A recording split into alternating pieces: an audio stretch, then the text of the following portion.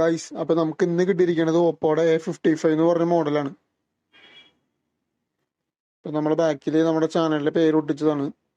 ഇതിന്റെ കംപ്ലൈന്റ് ഈ ഒരു പ്രശ്നമാണ്, ഡിസ്പ്ലേ പോയി. ഇതിന്റെ ഒരു സൈഡ് ഫുള്ള് ബ്ലാക്ക് ആയി, അതുപോലെ ടച്ചും വർക്ക് ചെയ്യില്ല. ഇത് റീപ്ലേസ് ചെയ്യലാണ് ഇന്നത്തെ വീഡിയോ. ഫസ്റ്റ് തന്നെ സിം ട്രേ ഊരി മാറ്റാം. രണ്ട് സിം കാർഡ് ഉണ്ട്, ഇത് രണ്ടും നമുക്ക് സൂക്ഷിച്ച് എടുത്തു വെക്കാം. ഇനി ഇതിന്റെ ഈ ഒരു പാനല് ഫസ്റ്റ് അഴിച്ചു മാറ്റണം. ഈ ഒരു ബ്ലാക്ക് പാനല് ഇതൊരു പ്ലാസ്റ്റിക്കിന്റെ ഒരു ഷീറ്റ് പോലത്തെ മെറ്റീരിയലാണ്, നമുക്ക് സിമ്പിളായിട്ട് മാറ്റാൻ പറ്റും. ഇതിപ്പോ ഒരു വശം മാറ്റിയേക്കണതാണ് ഈ ഒരു സാധനം, അല്ല ഐ മീൻ ഇത് അഴിച്ചിട്ട് ഒട്ടിച്ചേക്കണതാണ്. അതുകൊണ്ട് നമുക്ക് ഊരാനായിട്ട് എളുപ്പമായിരിക്കും. അപ്പൊ ആരും ഇതുപോലെ പിടിച്ച് വലിക്കരുത്. നമ്മൾ എക്സ്പീരിയൻസ് ഉള്ളതുകൊണ്ടും ഇത് പെട്ടെന്ന് ലൂസായിരിക്കണോണ്ടും ഇതുപോലെ അഴിച്ചു എന്നുള്ളൂ. ഇത് മാറ്റി വയ്ക്കാം. ഈ ഒരു ഫിംഗർ പ്രിന്റിന്റെ സ്ട്രിപ്പ് നമ്മൾ ശ്രദ്ധിക്കണം. അത് ഈ ഒരു ഡിസ്പ്ലേ മാറ്റി തിരിച്ച് സെറ്റ് ചെയ്യണ വരെ നമ്മുടെ മൈൻഡിൽ ഉണ്ടാവണം. അപ്പൊ നമുക്ക് ഈ ഒരു പാനൽ അഴിക്കണം. അതിന് ഇത്രയും സ്ക്രൂകൾ ഫസ്റ്റ് അഴിച്ചെടുക്കണം. സ്ക്രൂ അഴിക്കണത് ഞാൻ പെട്ടെന്ന് കാണിക്കാം, കാരണം അധികം സമയം നമുക്ക് വേസ്റ്റ് ചെയ്യണ്ടല്ലോ.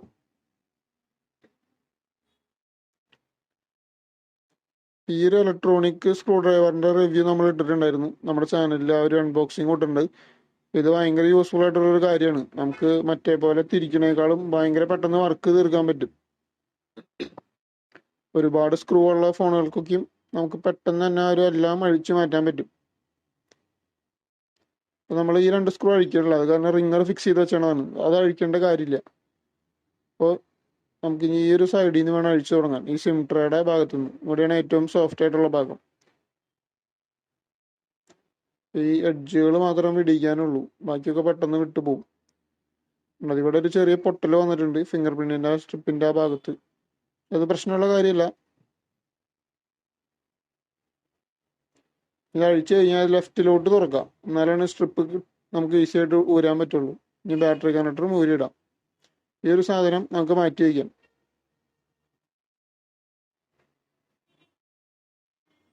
ഇനി നമുക്ക് ബാറ്ററി അഴിച്ചു മാറ്റണം. അതിന് മുമ്പ് ക്യാമറകൾ റിമൂവ് ചെയ്ത് മാറ്റി വയ്ക്കാം. ഒപ്റ്റിക്കൽ ഇമേജ് സ്റ്റെബിലൈസേഷനുള്ള ക്യാമറകളൊക്കെ നമ്മൾ അഴിച്ചു മാറ്റി വയ്ക്കാൻ നല്ലത്. കാരണം അത് ഒരു മാസ്കിംഗ് ടാപ്പ് ഒട്ടിച്ചാലും നമ്മൾ തിരിച്ചു വെക്കുന്ന സമയത്ത് ക്യാമറ പ്രസ്സായി ചിലപ്പോൾ ആ സ്റ്റെബിലൈസേഷൻ അല്ലെങ്കിൽ ക്യാമറയ്ക്കൊക്കെ ഡാമേജ് വരാൻ സാധ്യതയുണ്ട്. സാധ്യത മാത്രമേ ഉള്ളൂ, എന്നാലും നമ്മളത് മാറ്റി വയ്ക്കാം. ഇനി ഈ ഒരു ബാറ്ററിയുടെ ഈ ഭാഗത്ത് പിടിച്ച് വലിക്കാം. ഇതൊരു പ്രാവശ്യം അഴിച്ചേക്കണതായതുകൊണ്ട് പെട്ടെന്ന് തന്നെ വിട്ടുപോകും. ഈസി ആയിട്ട് വിട്ടു പോന്നിട്ടുണ്ട്.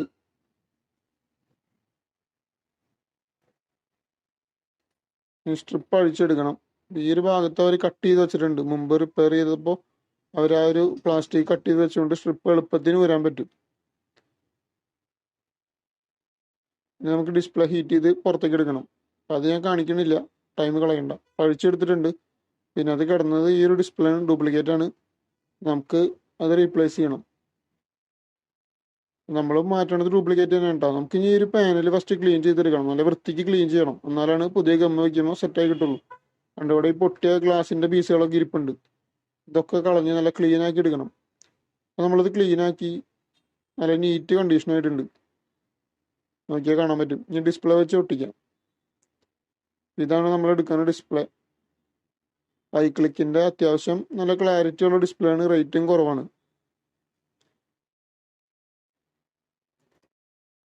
ഇത് നമുക്കൊന്ന് സെറ്റ് ചെയ്തിട്ട് ജസ്റ്റ് ചെക്ക് ചെയ്ത് നോക്കാം. അതിന്റെ ക്ലാരിറ്റിയും ടച്ചും എല്ലാം ചെക്ക് ചെയ്യണമല്ലോ. സ്ട്രിപ്പ് കണക്ട് ചെയ്യാം. ജസ്റ്റ് സ്ട്രിപ്പ് കണക്ട് ചെയ്ത് ബാറ്ററി വെച്ച് ഓൺ ആക്കാം. ക്യാമറ ആപ്ലിക്കേഷൻ ഒന്നും നമ്മൾ തുറക്കണില്ലല്ലോ, അതുകൊണ്ട് ക്യാമറ ഒന്നും ഫിറ്റ് ചെയ്യേണ്ട കാര്യമില്ല. ജസ്റ്റ് ഞെക്കി പിടിച്ച് ഓൺ ആക്കുക. വൈബ്രേഷൻ വന്നു, ഇപ്പോൾ ഓണായി വരുന്നുണ്ട്.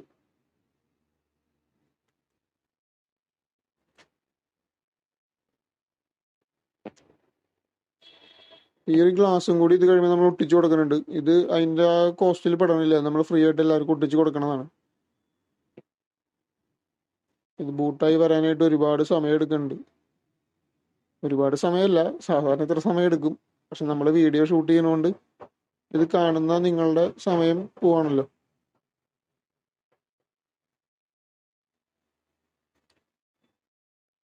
ഇതല്ലെങ്കിൽ ഞാൻ ചെക്ക് ചെയ്തിട്ടുള്ള കാണിച്ചു തരാം. ചെക്ക് ചെയ്ത് കഴിഞ്ഞു, നമ്മൾ ഗം ഒട്ടിക്കാൻ പോവാണ്. ഗം ഒട്ടിക്കണതും കുറച്ച് സ്പീഡാക്കിയിട്ടുണ്ട്. കാരണം ടൈം വേസ്റ്റ് ചെയ്യണ്ട.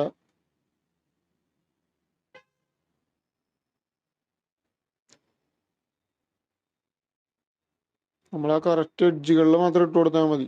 4 സൈഡും, അതായത് സെൻറ്ററിൽ അവിടെ ഇവിടെ ഒന്നും ആവരുത്. ഈ ഒരു പ്ലാസ്റ്റിക് കളയാം. ഇനി ഡിസ്പ്ലേ ഫിക്സ് ചെയ്യാം.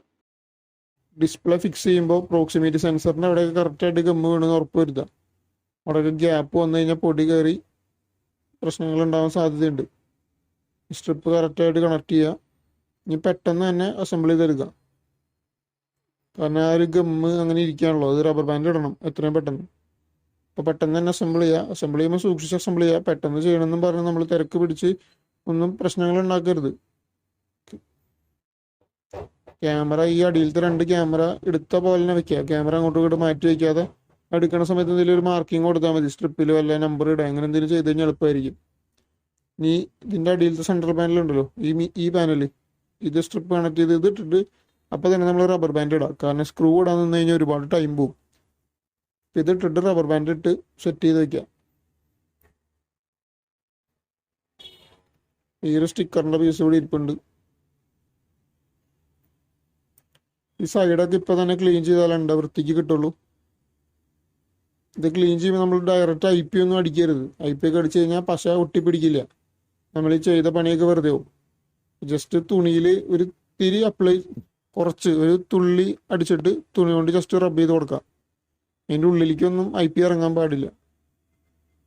ഇത് ഈ ഗമ്മ് ഫുള്ളായിട്ട് ഉണങ്ങണേക്കുമ്പോൾ ക്ലീൻ ചെയ്തില്ലെങ്കിൽ നമ്മളിങ്ങനെ റബ്ബ് ചെയ്യണ സമയത്ത് അതിൻ്റെ ഉള്ളിൽ നിന്ന് ആ ഗമ്മ് വിട്ടുപോകും. ഞാൻ റബ്ബർ ബാൻഡ് ഇട്ട് വയ്ക്കാം.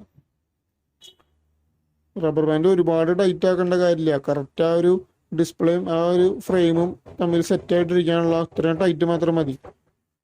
ഒരുപാട് ടൈറ്റ് ആക്കി കഴിഞ്ഞാൽ ഡിസ്പ്ലേക്ക് ഡാമേജ് വരും. ഇപ്പോൾ ഡിസ്പ്ലേയിൽ നമ്മളെല്ലാം സെറ്റ് ചെയ്തു. ഞാൻ സിമ്മും കൂടി ഇടാം.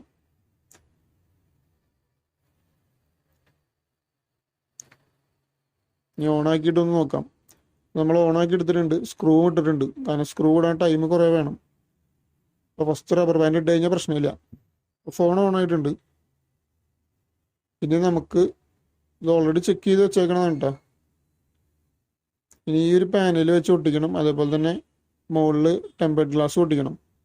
ഈ ഒരു ടെമ്പേർഡ് ഗ്ലാസും ഇതും പെട്ടെന്ന് തന്നെ ചെയ്യണം. റബ്ബർ ബാൻഡ് അഴിക്കുക, വേഗം ഗമ്മിടുക, ഈ പരിപാടികളൊക്കെ ചെയ്യുക, വീണ്ടും സെറ്റാക്കുക. സ്ട്രിപ്പ് സൂക്ഷിക്കണം. ഫിംഗർ പ്രിന്റിൻ്റെ റബ്ബർ ബാൻഡ് ഊരണ സമയത്ത് സ്ട്രിപ്പ് ഡാമേജ് ആയി പോകരുത്. സൂക്ഷിച്ച് വേണം റബ്ബർ ബാൻഡ് ഊരാനായിട്ട്.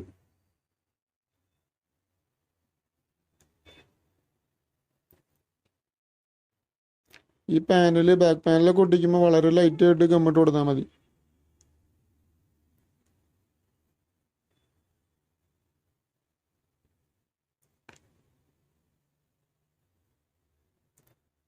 ഇപ്പോൾ ഗമ്മിട്ടിട്ടുണ്ട്. ഇനി വേഗം തന്നെ ആ പാനൽ വയ്ക്കുക.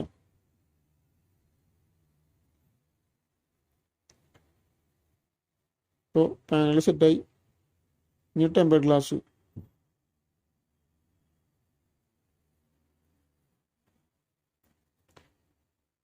ഇതിലും ക്ലീൻ ചെയ്യുമ്പോൾ IP ഒന്നും ഡയറക്റ്റ് ഡിസ്പ്ലേയിൽ അടിക്കരുത്. IP എന്ന് പറഞ്ഞാൽ പുതിയതായിട്ട് ഈ ഫീൽഡിൽ ഇല്ലാത്തവർക്ക് അറിയാമെന്ന് വിചാരിക്കുന്നു. ഐസോ പ്രൊഫൈൽ സൊല്യൂഷനാണ്. നമ്മൾ ഈ ഇലക്ട്രോണിക് ഐറ്റംസ് ക്ലീൻ ചെയ്യാൻ വേണ്ടി ഉപയോഗിക്കുന്നതാണ്. ഒരു തരം സ്പിരിറ്റ് തന്നെയാണ് സംഭവം. ഇപ്പോൾ ഗ്ലാസ് ജസ്റ്റ് ഒന്ന് എല്ലാ സൈഡും ഈക്വൽ ആക്കിയിട്ട് അങ്ങോട്ട് വെച്ച് കൊടുക്കാം. ഓക്കെ, ഇത് തന്നെ ഒട്ടിപ്പോണ കാണാൻ പറ്റും.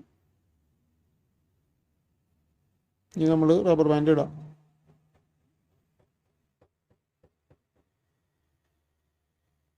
റബ്ബർ ബാൻഡൊക്കെ ഇട്ട് സെറ്റപ്പ് ആക്കിയിട്ടുണ്ട്. ഇനി ഇത് ഉണങ്ങണ വരെ ഇങ്ങനെ വെച്ച് കഴിഞ്ഞാൽ ഫോൺ നീറ്റായിട്ട് കിട്ടും. വേറെ പ്രശ്നങ്ങളൊന്നുമില്ല. ഡിസ്പ്ലേയും പക്കയായിട്ട് വർക്ക് ചെയ്യുന്നുണ്ട്. ഇനി റബ്ബർ ബാൻഡ് ഇട്ടുകൊണ്ട് യൂസ് ചെയ്യാനായിട്ട് ചെറിയ പ്രശ്നം ഉണ്ടാവും കുറച്ച് നേരത്തേക്ക്.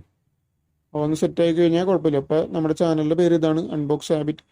എല്ലാവരും ഒന്ന് സപ്പോർട്ട് ചെയ്യുക. Thanks for watching.